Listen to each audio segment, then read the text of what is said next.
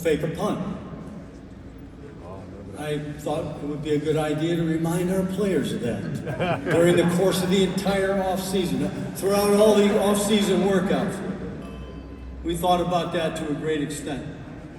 Now, to set the stage for this 93 game, Notre Dame had just beaten Florida State University to become the #1 team in college football. They had won 17 straight games. They had averaged on the ground 270 yards per game on the ground.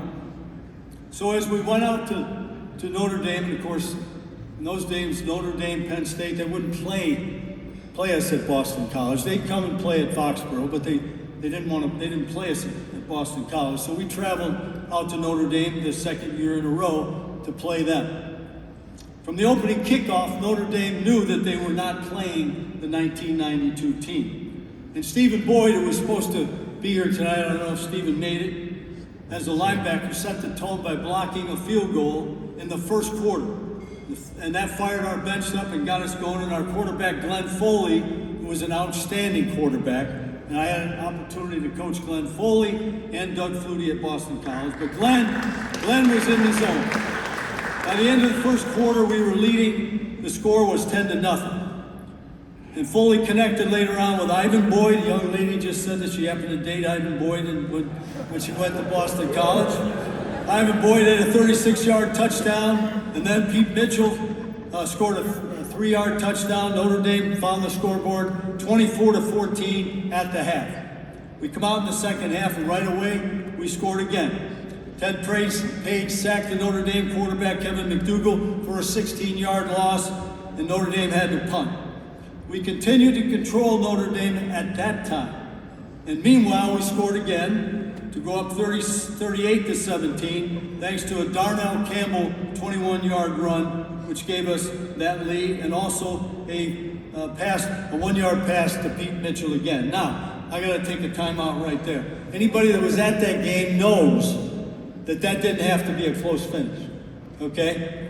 Clarence Cannon catches a touchdown pass in the end zone, and in college football, you only got to have 1 foot in, okay? We had Big East officials officiating the game, and we had evidently a blind guy working the sideline because we did not give us the touchdown, and Clarence Cannon was clearly had clearly scored. Now listen to this stat. Pete Mitchell's here tonight. Pete Mitchell had 13 catches for 132 yards and 2 touchdowns in that game. Foley was 30 for 48 for 315 and 4 touchdowns in the game. And Darnell Campbell had 24 carries for 115 yards. He was also the nation's leading scorer. Now it was a cold day, and the sun had set, and seemingly for us, because the game changed dramatically in the fourth quarter.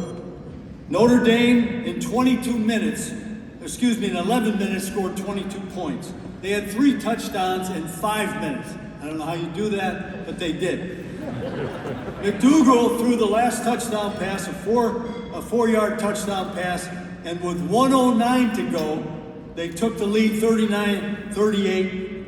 And here we go. It seemed like a miracle was underway, but not necessarily ours. So back we go to the 1 minute and 1 second. After a personal foul penalty, we took the ball over on the 25-yard line, and we survived an incredible, God works in mysterious ways. Foley hit Pete Brabich, one of their linebackers, right in the chest with the ball on first down. He dropped it. He regrouped. Glenn regrouped. He found Pete Mitchell for 12 yards on 3rd and 10. He connected with Mitchell again at yards of 6 and 24. His final pass of the game was a 9-yard pass to Ivan Boyd on a wide receiver screen. And listen closely. Yeah, we took the timeout with 5 seconds left, but Ivan Boyd placed the ball in the middle of the field. On comes David Gordon. Now, it's important to remember this. David Gordon is a transfer from Vermont. Yeah, soccer player. His dad was Richard Gordon, who owned the Hartford Whalers at the time. Richard called me and he said, "Coach, if my son is accepted at Boston College, could he come and have a tryout as your kicker?" Now, David was left-footed. He was a left-footed kicker. And I said, "Of course he could." But what always impressed me about David Gordon was, it'd be snowing out, I'd look out the window of my office, the snow would be up to your rear end. David would be out there with a shovel, he's shoveling the snow so he can kick field goals. David had a great work ethic. Now in truth, history had some concerns about David. His kicks didn't always have great trajectory. He had missed a field goal to beat Northwestern early in the year, some of you would know. And he'd also missed a 40-yarder from the left hash in that game. His mom, it was a very intense moment, obviously. In fact, his mom, Dee, even told a reporter after the fact, and this is a quote, "I get nervous when he has to kick a field goal, especially a long one. And sometimes I think the coach shouldn't put him in that position." Spoken like a concerned mom. Before David took the field, I called him over. I looked him in the eye, and I said, "David, just hit the ball squarely. Just make great contact with the ball." Now, the BC sidelines, all the guys are on their hands and knees. They're holding hands. David trots out. The snap is hot. Who's the holder? Glenn Foley. Quarterback hands. Glenn goes up and gets the snap, places the ball down. David stays right in rhythm. He does strike the ball well. It goes, get up over the top of the defensive line. The ball is clearly outside the uprights. It's outside the uprights to the right. I'm standing and I see this ball go out here, and the ball comes back in like this.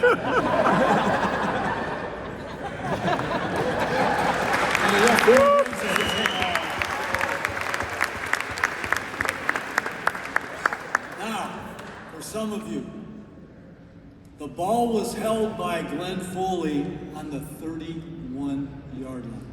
Wow. Didn't know that. On the 31-yard line.